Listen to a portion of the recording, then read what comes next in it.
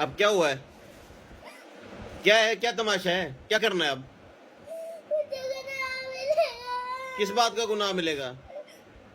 अब चोरों को छोड़ दें? तुम्हारी साइकिल जिस चोर ने चोरी की है उसको छोड़ दें।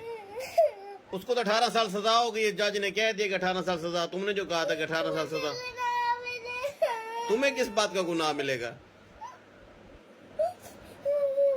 अब अंकल ऐसे जो को करें फोन के, छोड़ दे उनको। हैं? करें फोन। आगे से हाथ उठाओ। नहीं, चोरों को छोड़ दें अब। हैं? क्यों छोड़ दें? कल तो तुम कहती थी कि ये किसी और की साइकिल चोरी करेंगे। अब क्या कहती हो? छोड़ दें चोरों को? हैं? सही सही बताओ ना। माफ कर दिया चोरों को? हैं?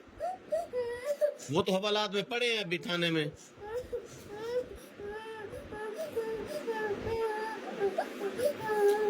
अच्छा अच्छा, क्या है? तुम्हें नहीं गुनाह होता? वो तो चोर है ना, चोरियां करते हैं। वो तो चोरियां करते हैं ना। साइकिल नहीं चोरी की उन्होंने। उनको डंडे ना लगे?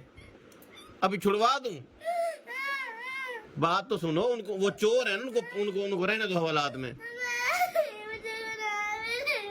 तुम्हें किस बात का गुनाह मिलेगा? चोर वो है, गुनाह तुम्हें मिलेगा?